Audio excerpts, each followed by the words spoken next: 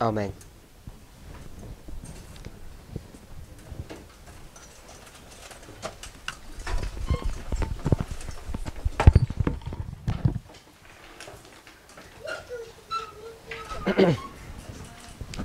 For those of us who are watching on video or live streaming, every day we're having a morning devotion at this camp, and is it for the whole of the week we're doing this? Yeah. We're looking at A.T. Jones, and I guess it's a little booklet or a book, an article called Christian Patriotism, and the Christian Patriotism, and it's the coding is CHPA, Christian Patriotism. And we read chapter 1 today. I don't think we're going to get through all of them because there are 14 chapters.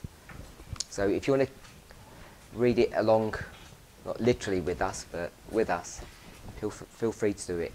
And for those of us who went through chapter 1, hopefully you can see a connection between what we were looking at in our studies and the devotion. So what I actually want to do is, if you don't mind, we started at chapter 1. Are you going to do the introduction, or are you just going to go to chapter 2? Okay, so I thought he was going to go to chapter 2. I wanted to read the introduction. I quite like the introduction of the book. So this is CHPA, page 3. Christian Patriotism. Am I saying that correctly? Patriotism? Patriot. Yeah, is that okay? Patriotism? Patriotism. Okay. Introduction, page 3. Christian patriotism, loyalty to the law and government of the Most High, is the loftiest aspiration that can ever come to any soul.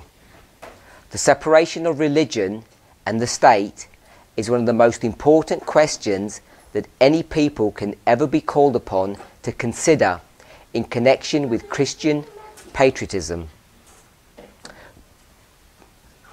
Because the union of religion and the state has marked the greatest apostasies from God and has caused more misery than any other thing in all history. The complete separation of religion and the state is Christian. Unswerving loyalty to this principle is Christian patriotism. This is not a mere sentiment or side issue of Christianity. It is one of the fundamental principles and chief characteristics of Christianity. The Bible, not merely the New Testament, but the whole book, is the book of Christianity. The New Testament is not a revelation new and distinct from the Old. It is the culmination of the revelation begun in the Old Testament. The Old Testament and the New are one book, one consistent, harmonious revelation of God through Jesus Christ. Because Jesus Christ is the revelation of God before the world was made, when the world was made, and through all the history of the world from beginning to end. The first chapter of Genesis is Christian as certainly as is the first chapter of John. I presume that means Revelation. The book of Genesis is Christian as really as is the book of Revelation or any other book in the Bible. We repeat, therefore, that the whole Bible is the book of Christianity, the book of the Christian religion, the revelation of God through Jesus Christ. And the separation of religion and the state is one of the great thoughts of this great book. It is one of the leading principles of that book, which for man is the source of all sound principle. And that speaks to the discussion that we had yesterday about the difference between our devotional life and our study life. Many people think if they have a devotional life for an hour in the morning, they could read some portions of scripture, maybe a couple of pages from a devotional or Desire of Ages, and they think that that is meditation or devotional or study. But as we just read here, the separation of religion and the state is one of the great thoughts of this great book.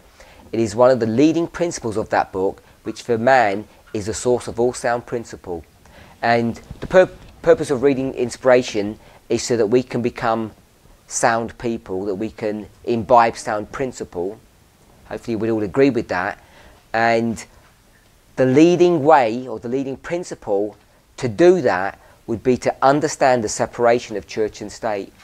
So if you were going to read any book from the Bible, even one of the Spirit Prophecy books, Prophets and Kings, Patriarchs and Prophets, Desire of Ages, Acts of the Apostles, one of the perspectives that we should have, one way of reading those pages would be to identify the separation of, as he says, the separation of religion and state, because it's one of the main thoughts that's in these books. So if it's the main thought, or one of the main thoughts that are in the book, we should be looking at those books from that perspective. Hopefully you can see the connection. It molds and shapes how you read and the purpose of your reading. Many people think that the 2 or 3 expressions of Christ as recorded in the New Testament are all that the Bible contains on the subject of the separation of church and state. What two or three statements are those? Or maybe if we know just one of them. Sister Emma? Render unto Caesar things are Caesar's. Okay, so pay your tax that you owe to the state, pay that to the state, and the tax that you owe to God, pay that to God.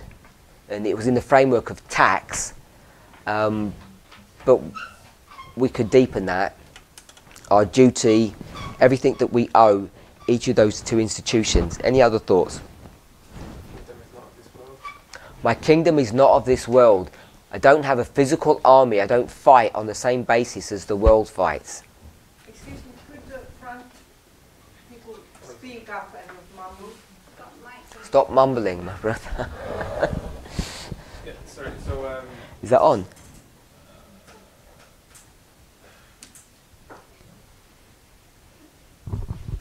Is it working? It's on. It's working now. Yeah. So Sister Emma said one of the statements that Christ makes is, "What belongs to Caesar, render unto Caesar." So that's the separation of the tax. And what I said was, Christ says that my kingdom is not of this world. So as Elder Parminder was expounding on it, he doesn't have a physical army and he doesn't fight physical battles. Anyone got any other ones? Okay, we'll go with those. Many people think that at least the two that we've given, 2 expressions of Christ as recorded in the New Testament, are all that the Bible contains on the subject of the separation of church and state. And many others are disposed even to argue against these passages and to modify them by other passages from the Old Testament.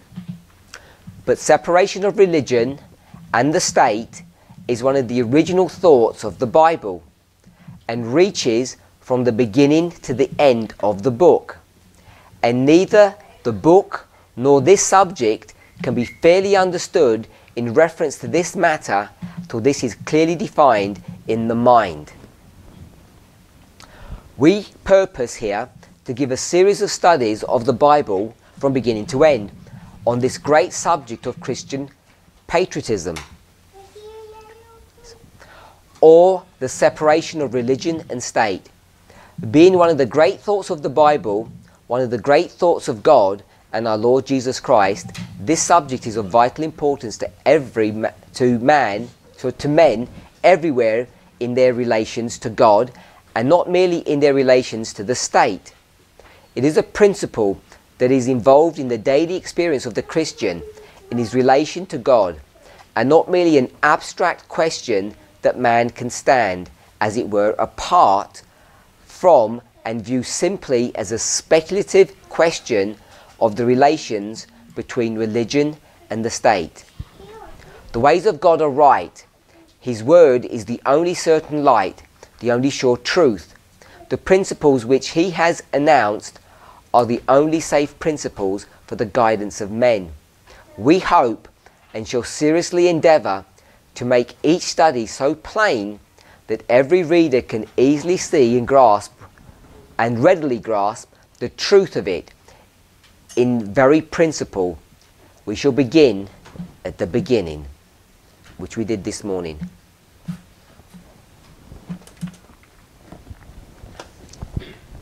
So I like that introduction.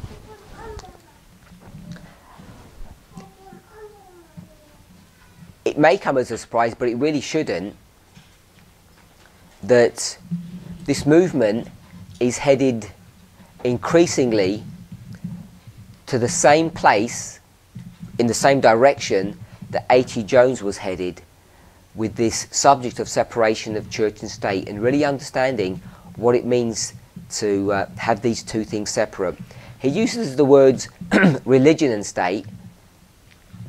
And some of us were talking after the devotion about the choice of words that he has, and if you're not careful you can mix them together, because he seems to separate government and state. He uses them separate to one another, and I guess there's this concept of religion and church, but as the studies go we'll perhaps make more comment on them. Any questions or thoughts on that? No? Can I just ask, She borrowed the mic. I should know this, but I can't think. Who passes the law in Congress? Is that Congress different from the government? Okay, does anybody know how the three branches of the US government interact with each other?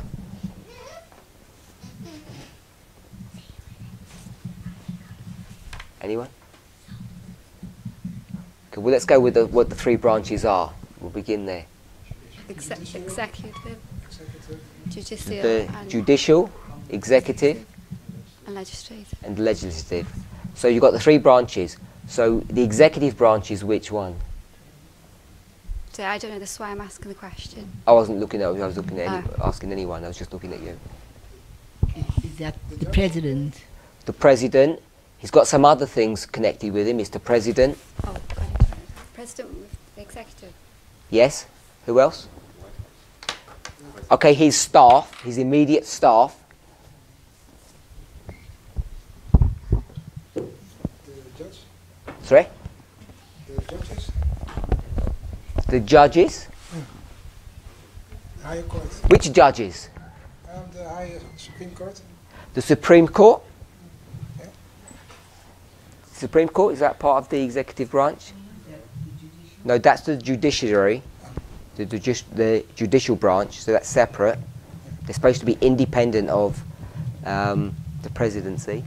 Who else is connected with him? Okay, so the vice president, all of his staff. Not Congress. The Senate? Who's he fired? The Democrat, the opposition. It's general. Sorry, he's generals. He can fire generals, so he must be in charge of. Must be in charge of the military. So the military is part of the executive branch. Theoretically, I guess. I think they need Congress to actually be part of that. Anyone else? Anyone? The Department of Justice. Department of Justice comes under his jurisdiction. The FBI, CIA, all of those famous names, they're all part of the executive branch. They're all under his control. That's why he was able to fire Comey, if you remember last year, I think it was. No, maybe even the year before. Maybe it was 17 that he did that. So he's able to fire Comey, director of the FBI, because it's part of his jurisdiction. So there's that. Then there's the legislature, which is Congress or the Senate, the lower and the upper house. And then the third one is the judiciary, or what we would call the Supreme Court.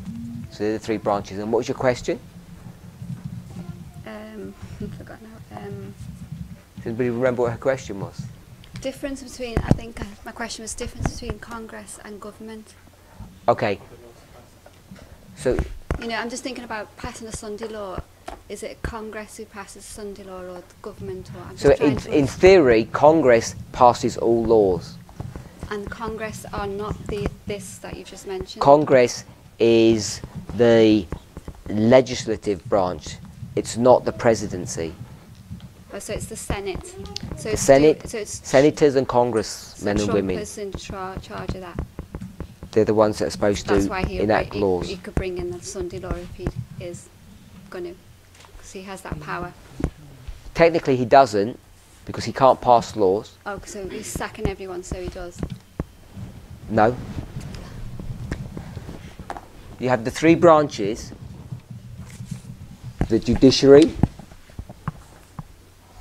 the legislative branch, and the executive branch.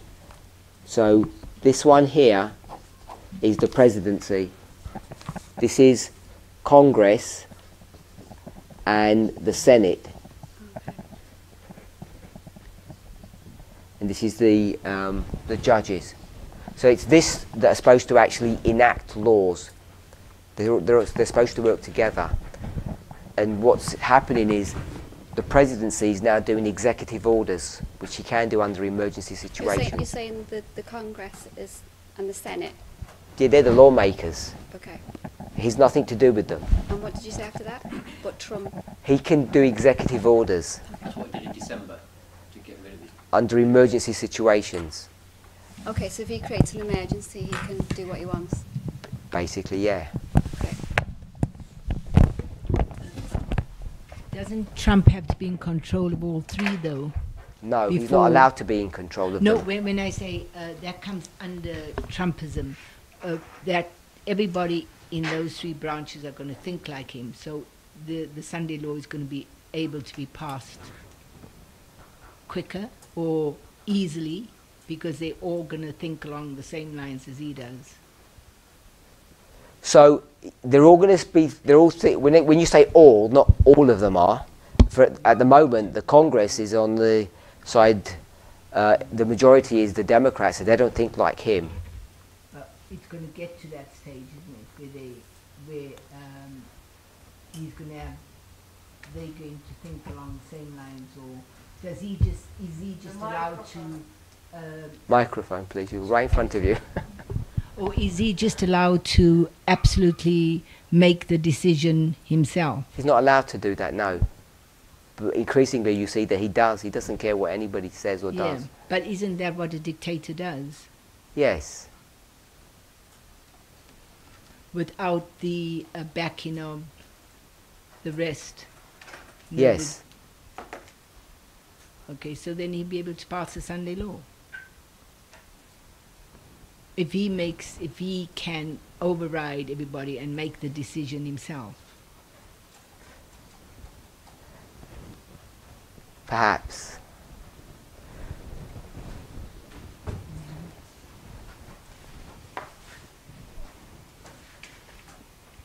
He can enact laws or do things. He can't actually enact laws because technically he can't do that.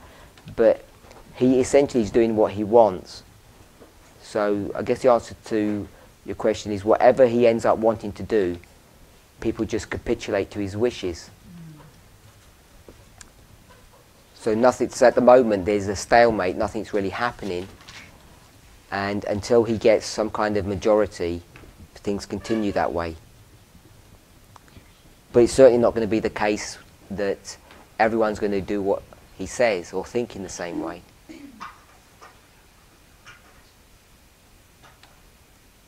Do you think they will? I think so. You do? So all those people that are opposing him, they're all going to just go onto his side. No, not necessarily, but he's going I thought you just said that yes, they were going to. to. Yes, Keep hold of the mic to your face. but not necessarily they will oppose him, but he has the upper hand in that because he's in that presidency. Yeah, I understand that, but are they one day going to say, okay, we actually like him now, we're going to go ahead and... No. Okay, so not everyone's going to follow him then? No, not everybody's going to follow him. Okay. My brother? Get the microphone.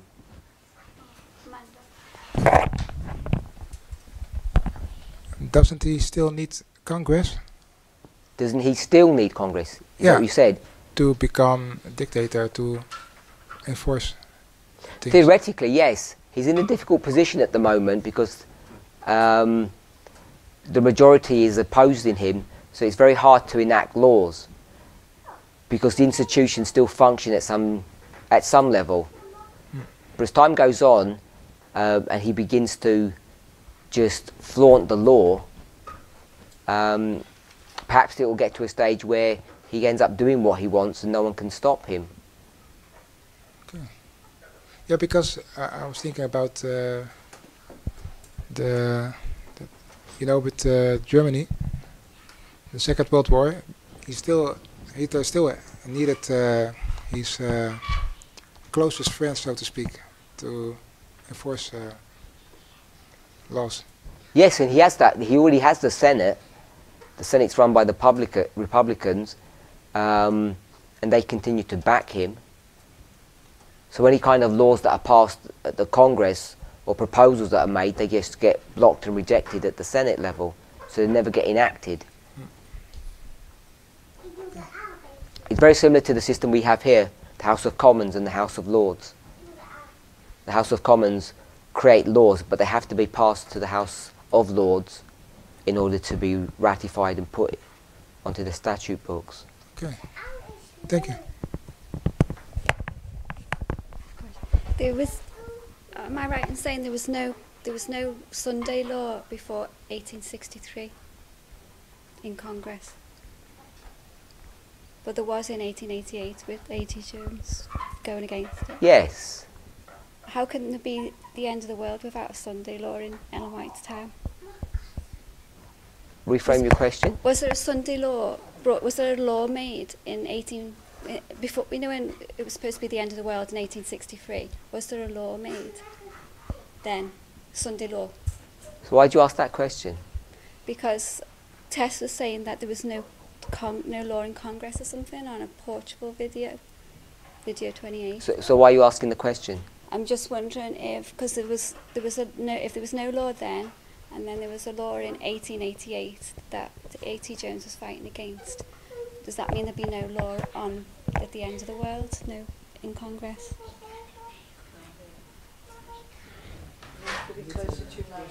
Sorry, is it that one or that? The ball. Okay. Okay, redo that again. My question is, why are you asking this question? I'm asking, wondering, because if... Not what the question is. Yeah, I'm First tell us what the question is, and I want to know why you're asking the question. Yeah, the question, I'm asking the question because... Tell us what the question is. Yeah, is there a law, was there a law in a Sunday law in Ellen White's time before the end of the world was supposed to come in 1863? Was there a law? Maybe I'm asking the wrong question. Let me start. No, just ask it simply. I'm just asking, was there a Sunday law? When? In like 1858 or before? Before what? Before the end of the world was meant to come in 1863. Was Okay, there so meant to be a was there a Sunday law before 1863? Yes. Is that your question? Yeah. And the answer is?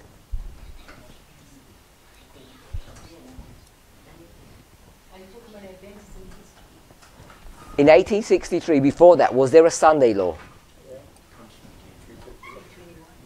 I don't think she means that. In the Millerite time.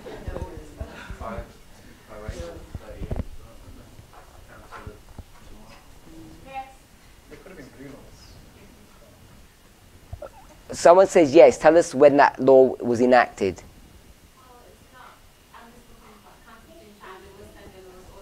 We've already discounted that one.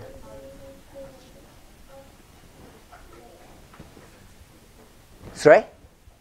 1844, There was a Sunday law in 1844? 22nd of October. That time? People don't like Wikipedia, but it's not that bad, and it doesn't say that. When was the Blair Bill? Was that 1888? So the question is, was there a Sunday law before 1863?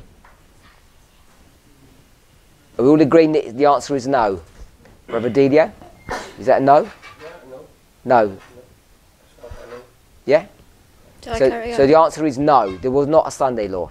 And then I said, then there was one, then God gave them another chance, and there was one in 1888. Okay, and so was there a Sunday law in 1888? Or at least a proposal to put a Sunday law in place? Okay, So we agree with that? okay. No in 63, yes in 88. And then I'm thinking about Trump. So you've asked that. So that's your questions. Yes. So my question to you was, why are you asking? Because I'm thinking, like the beginning, I would say the beginning is Ellen. I'm telling you why. Yeah, but you've The got to keep it beginning- simple. Okay, the beginning with Ellen, I'm looking at Ellen White, no Sunday law. I'm listening to Tess saying no Sunday law in Congress.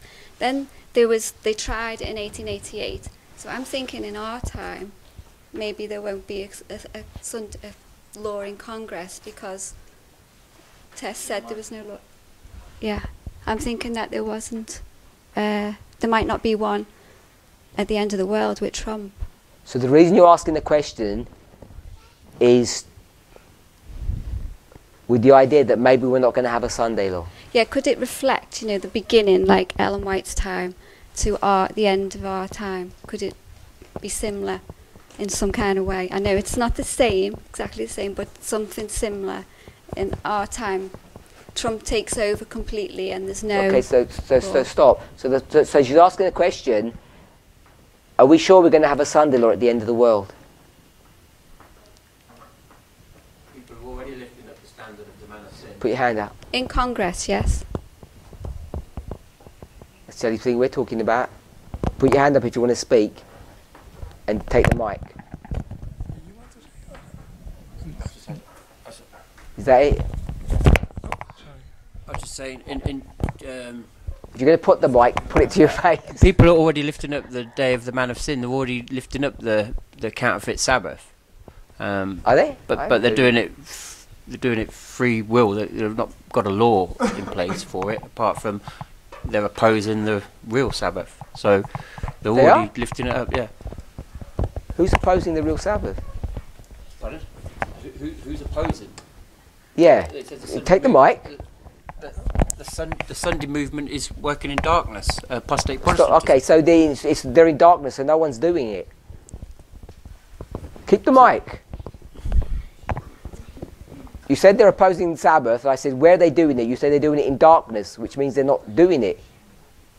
Okay, it's so dark. every time you get these articles in the media with Francis and a call to Sunday, but it has gone from a call to Sunday to all this climate change garbage. He's still- Garbage? Well, on the bottom of that, he's put like Reverend Sunday, hasn't he? Why is climate change garbage? Why is it garbage?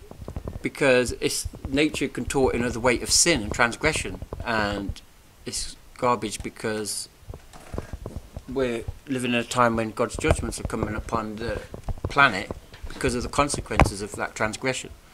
The climate's not changing?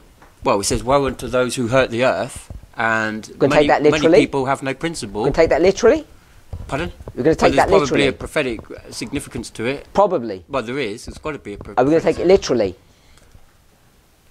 Well, the consequences of their transgression is... Says yes. is So we're going to read. desolating, yeah. We're Well, going to read that passage literally. It's already called the desolating powers. So People who sow desolation of litter what? and damage the earth, they're in trouble. Literally. Well, it's a transgression of the principles of the laws of heaven, so they'll be accountable for it, even though there's no human. Well, there probably is human law because you're not supposed to litter pick, chuck your litter. So that's the test. No, Part that's of not the the test is test. That's not the test. But it does clearly say in the spirit of prophecy, we have a law, and by our law, he must die. But they know that they know that God's law is a higher law than their natural law. so if you And so when the break Catholics the law approach of the Protestants- littering, you're going to die. I wouldn't put it to that because I wouldn't think that they would kill you just for littering. No, 'Cause, God will kill smokers you. litter every day when they God smoke out will their kill cigarettes. you for littering, because you said those who damage the earth, God hurts those people or punishes Yeah, but them. look at the example with 9/11. I mean, those money people, those money men built those buildings with puffed up minds and oppression, and it was a finger of God that brought those down, even though he used Islam as a punishment, as a judgment. And they're the one. These money men are the ones who walk around this earth as if they own it when it's God's earth. Yeah, but they didn't get.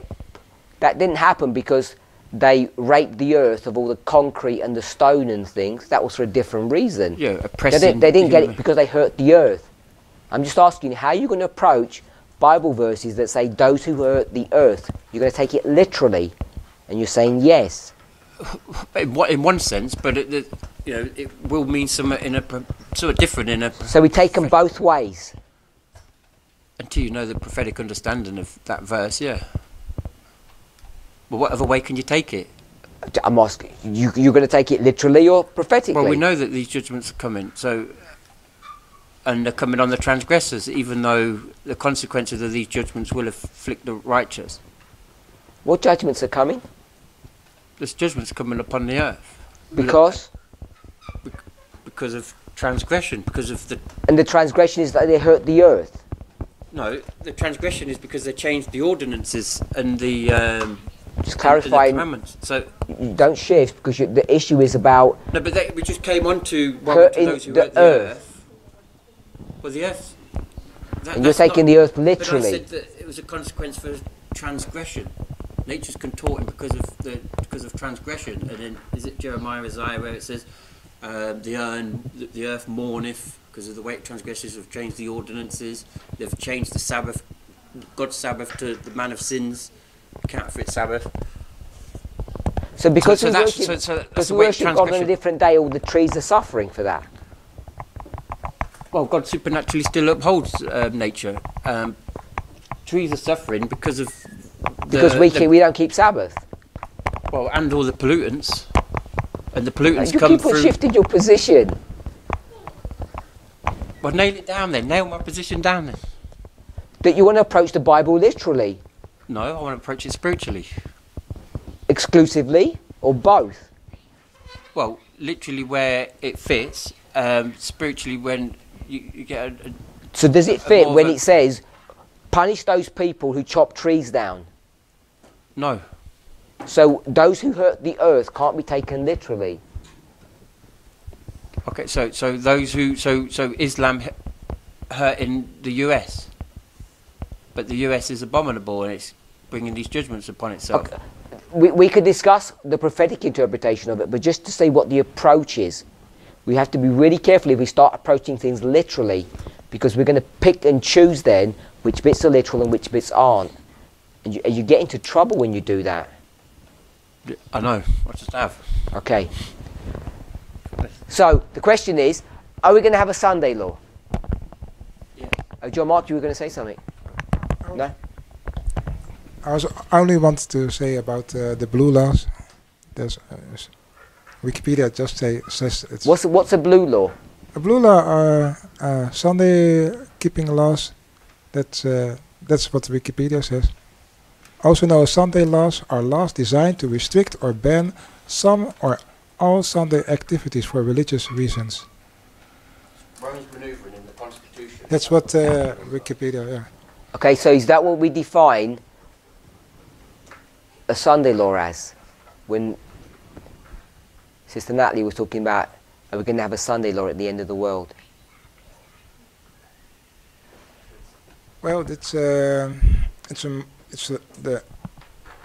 now it's not enforced, but in the future. Do we have blue laws in this country? Yeah, I think so. Yeah. Are I'm they not already sure. being enforced? I'm not sure with this country, but in Holland we have not driving on Oh, Sunday. sorry, you're not from this country, I forgot, sorry. So what do you know about this country? Yeah, shops are only allowed to open for limited times during on Sunday. Yeah. They have restrictions. But they don't tell you it's through Sunday, though, because I've asked them why, some of the managers. They don't tell you. They may not know why, yeah. Yeah. So so the Sunday law's already here then? No, because it's not enforced with the military. It has to be enforced worldwide with the military on punishment of death. It has to come in that sense. That people, it's not enforced. So we're just waiting for all the countries of the world to have blue laws? Yeah, but they are already in place. Many countries already have them, but it's not. All the ones that have them enforce them? Yeah, but still not punishable by that. Oh, so when we have the death decree, that's what our trigger is? Yeah. When they enforce it by death? Yeah. But there's fines and imprisonment. Okay. Anyone else? Sister Liza? I was just thinking, I think it's quite clear that the Sunday law has to come because she says it will first be enforced in America and then around the world. And in the beginning, you're not allowed to work, but at the end, you even have to worship on Sunday. So she describes quite clear, I think, what will come with Sunday law. But I am not able to say when the Sunday law is there, but what if it's a point in time, you know? I don't know. Are we there now? I would say no. Okay, so there must be some point where we would say yes. Probably yes. Okay, so could Christ have come before? In 863. As an example, and there wouldn't have been, I think so. and there wasn't a Sunday law. Would they not have been there in the Sunday law? Okay, so we're going to say if it had all worked out, they would have created a Sunday law. Probably, I would think so. That there would have been a Sunday law before, because Ellen says that it comes before the end of the world. Brother Tom, if you finished? Yeah.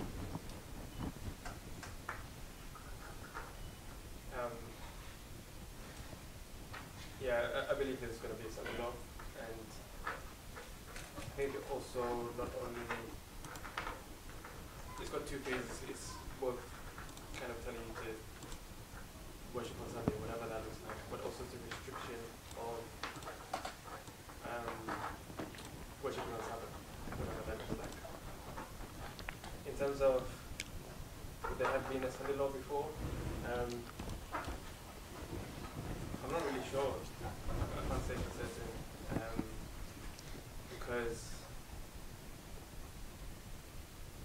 it might not have looked like, it might have looked different, if that makes sense. So maybe for us it would be a Sunday law, but that would usher in the final events. But then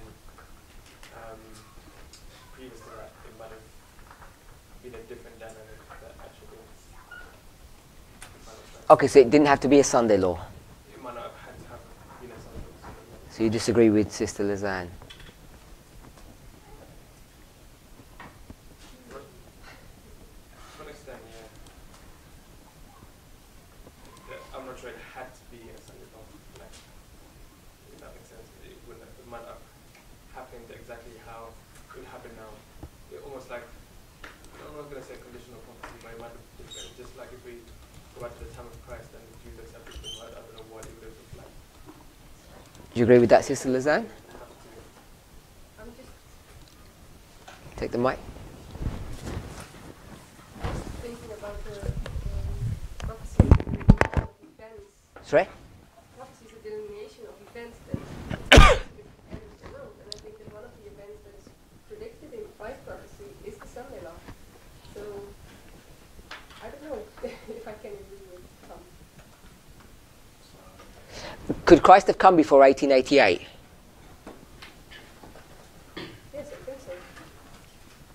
And is Ellen White warning the people there's a Sunday law coming before 88?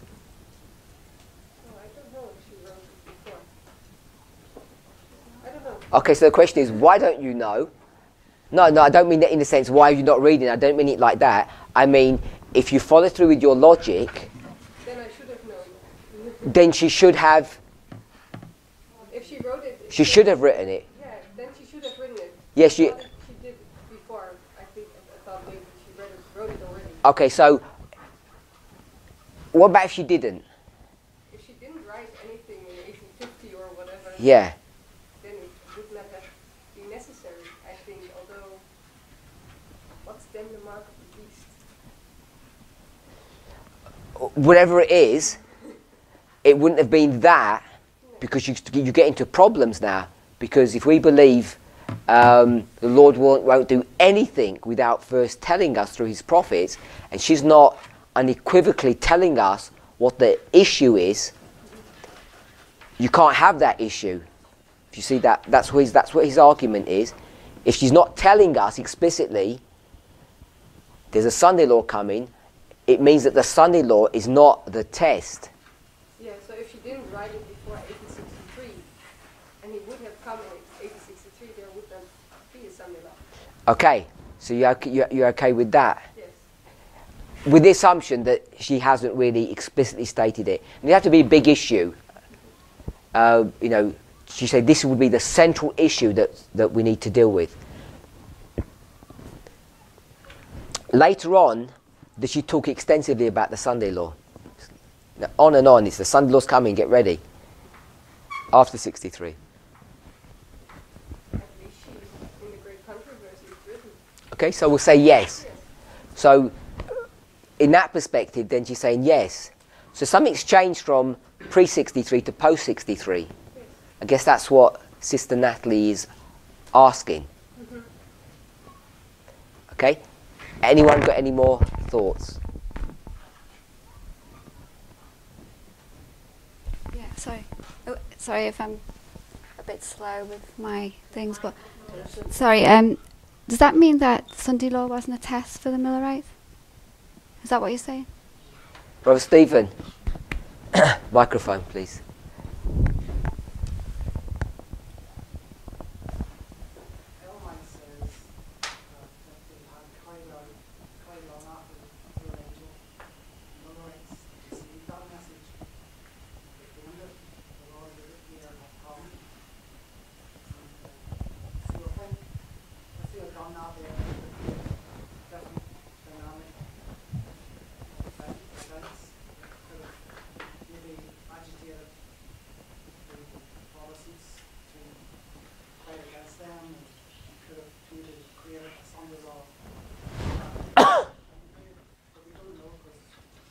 So you're going to Sister Lizanne's original position. It would have looked different. Okay, what would they have to have done to make it look different? What was the church doing wrong to make it all turn out wrong? Okay, so you resist the third angel's message, and Ellen White's not going to write that there's a Sunday law coming because we're resisting and we're dragging our feet, so God's going to drag out time. That's your... Okay, so today, what's the church's position with respect to the third angel's message? Are they dragging or are they racing ahead? Same group, church. What? Which one? They're resisting the third angel or promoting it? You can just answer the simple question. Don't. Okay, so we both know. Okay, let's go percentages wise. What percentage is resisting? 97. We'll go to the, okay, you're line upon line man, I know. Go to the time of Christ. How many are resisting the third angel in the time of Christ? Or whatever angel you want to pick. The whole church is. You've only got that small band. So you take it to our history. You take it to the history of, that you're talking about post-44, Ellen White. Is Ellen White resisting the third angel or not? She's not. There's a small element that are not resisting, but the church is. And your argument is because the church resists, therefore time drags on, therefore God is not going to say that there's a Sunday law. But if they'd got their act together, a Sunday law would have happened, and Ellen White would have had to change her language and say, by the way, there's a Sunday law happening. But if you take that very argument and bring it to our history, then therefore what we're doing is totally wrong.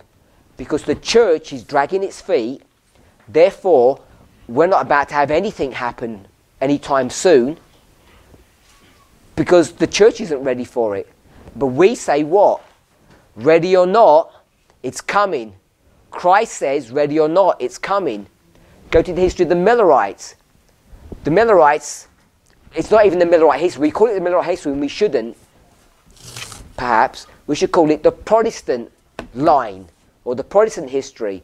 So this is Protestant America. How many people are accepting the cutting edge message? Only a very few people. So because the Protestants were dragging their feet, therefore 44 shouldn't have happened. Using that argument, therefore Miller would not have been raised to cry a message because the church, Protestant church, is not ready for it. 1888. If you go to the 1880 study committee and perhaps other elements of the church, why did all of that movement collapse? Why did it not follow through? Who do you blame? Not you, but who does the church blame? They blame the church because the church was not ready to accept the cutting edge message, so nothing happens. We use 1888 as evidence, as one of our lines of evidence, that it's not the leadership, because we have a nice, I think a great controversy quote that says, in every age, the ecclesiastical authorities never accept the present truth message. So we can't use the argument that in the 40s, 50s and into the 60s, because the Advent movement was not accepting the third angel's message properly, they were dragging their feet, therefore Ellen White's not going to speak about the Sunday law, therefore it's not going to happen. I think we'd be breaking our own rules to do that. Does that seem fair? Yeah?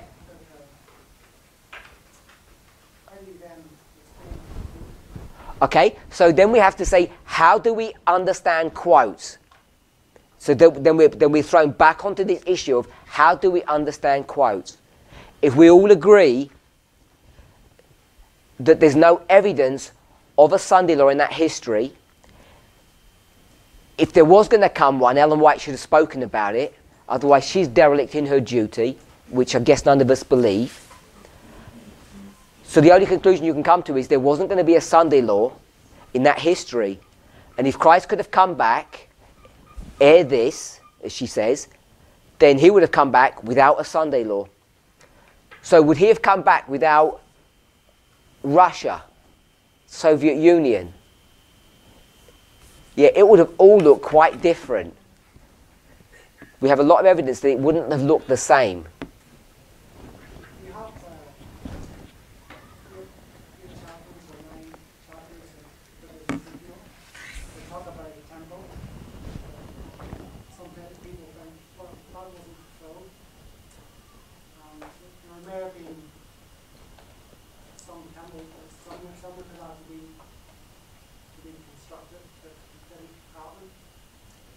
Can you put the mic a little bit closer to you?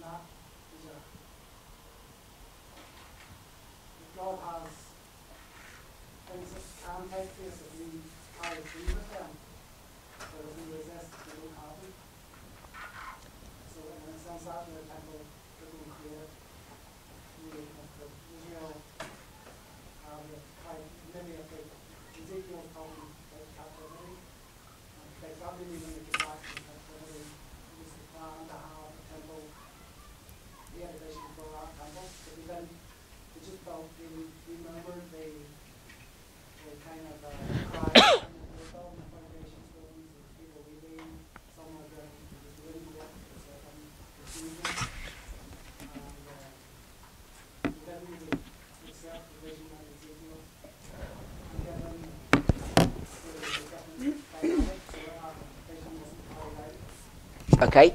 Can you just summarise what you've just said in a short statement so that we all get the point that you're making?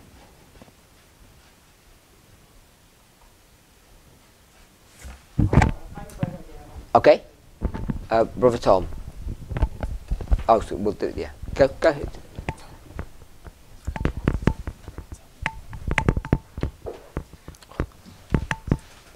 That's fine. Yeah, I think a way I kind of conceptualize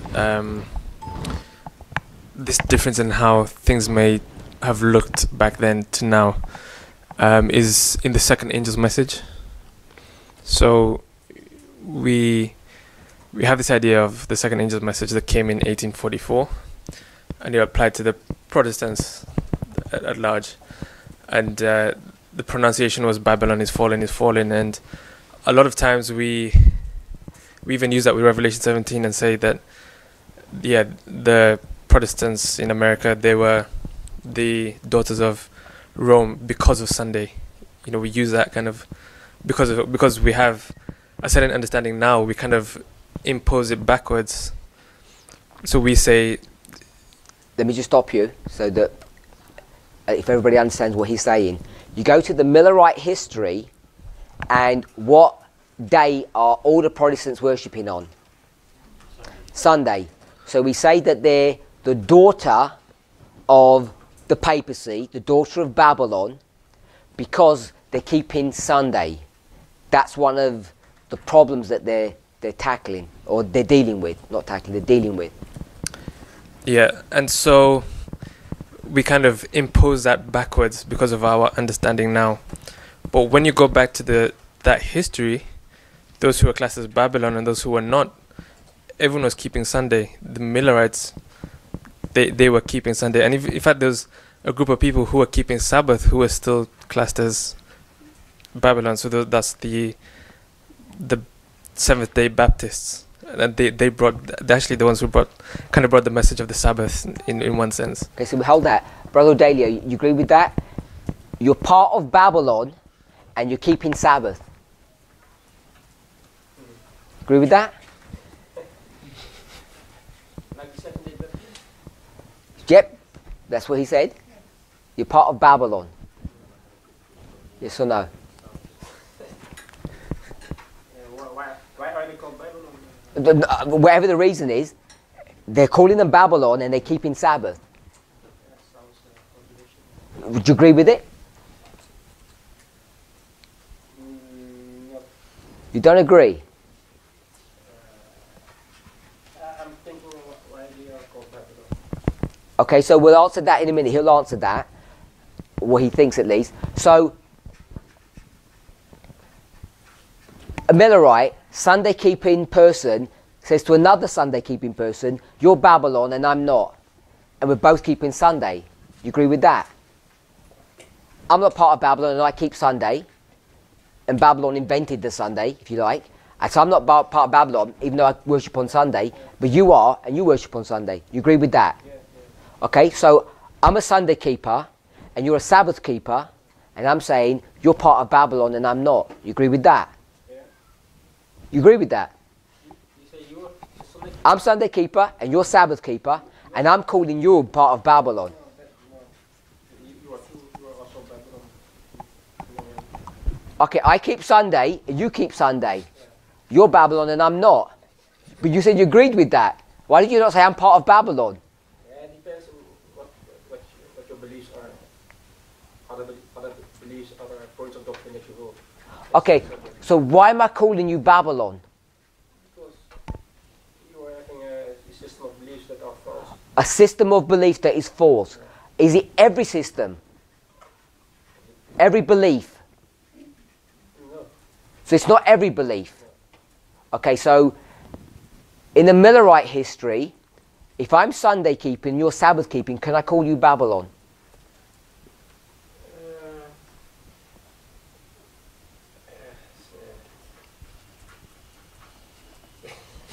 You know the answer.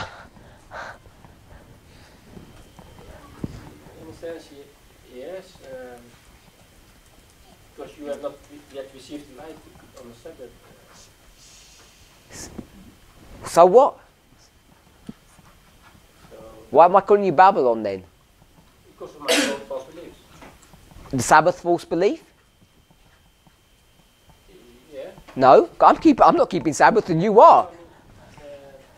The issue of Sabbath, if you're keeping the Sunday, that's a false belief, yeah.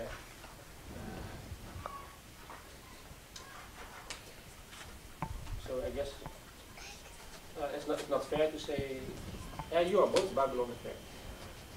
So the Millerites are Babylon. Because they're holding on to the Sunday, So they're Babylon then.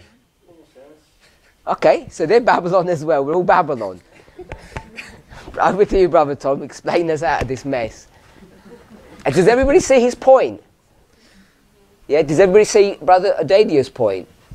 The issue, what makes you part of Babylon? If we take this holistic view, are we part of Babylon? If you take the holistic view, if you take every component, if we got an idol and put it into our temple, would we become Babylon? If we did that, if we got an idol, put it into our temple, would we become Babylon? Now, Sister White says we are never to be called Babylon. Ahaz. He goes to Damascus and he says, oh, I like that statue, make a replica and put it into the temple. I think it's Ahaz that does it. Does that mean that they're now Babylon? Yeah, in a sense, yeah. But prophetically, no. Okay, literally. Literally, I guess still no. No, because they've got Israeli passports. So literally they don't become Babylon. Prophetically they don't become Babylon. They're not Babylon. Agree with that? Okay, carry on. Yeah, so I think Ellen White, the thing that she points out as the difference between them was the acceptance of the first angel's message or the rejection of it. So I feel it's like it's the prophecies which define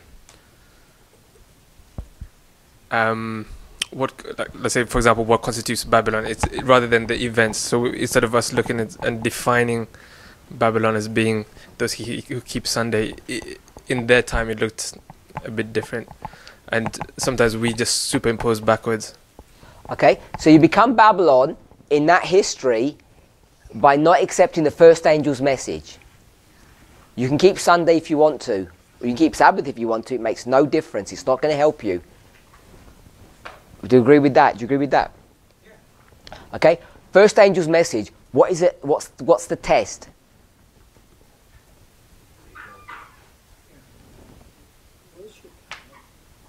Okay, I'll ask a different question, not Brother Tom. I'll ask a different question. The first angel's message comes in 1798. This is for Sister Lizanne. It's a test question. First angel's message comes in 1798. You agree with that? Yes, it arrives. Okay. 1798, the time of the end. Up to that moment, the book of Daniel was sealed. Mm-hmm. And now it's going to be unsealed. So the first angel's message is the unsealing of the book of Daniel. Agree with that? So not the whole of the book of Daniel is unsealed, only certain portions. Mm-hmm. Which portion is unsealed? 1798. Which chapter? Daniel 8:14. Daniel chapter 8. So Daniel chapter 8 is unsealed. Mm-hmm. What part of Daniel 8 is unsealed? Not the verse. Don't give me the verse number because you give me 14. What part of Daniel 8 is unsealed? What concept, what issue is unsealed? Time. Time. Okay, so you become Babylon in the Millerite history. By not accepting time. Do you agree with that? Okay, so it's nothing to do with Sabbath keeping or Sunday keeping. The issue is if you don't accept time, which is what the first angel's message is about, fear God, give him glory, because the time of his judgment is come. So it's a message on time. So Ellen White says that the unsealing of the book of Daniel was the message of time, or in relation to time. Yes. So we can go through that. We know it's the 2300 days, and the unsealing of time is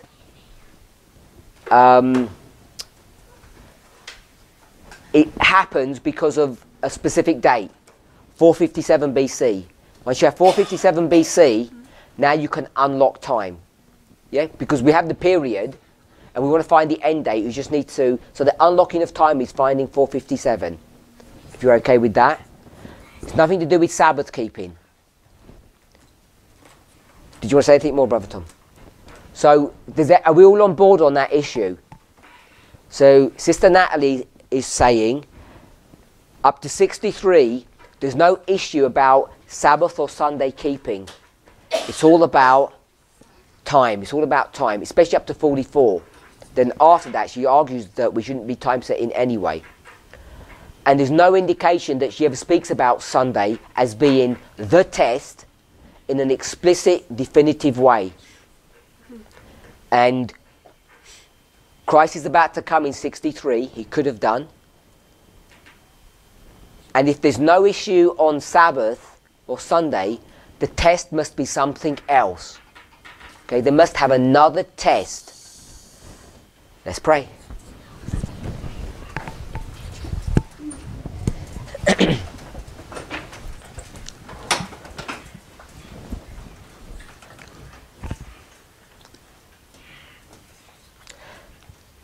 Heavenly Father, we thank you for your goodness and mercy. We want to ask and pray that you would be with us, bless us and guide us. Help us to meditate upon these principles and ideas so that we would come to correct conclusions. Father, as we think even about the discussion this morning, many of us can see that the thoughts and ideas that we have held on to at times have been wrong.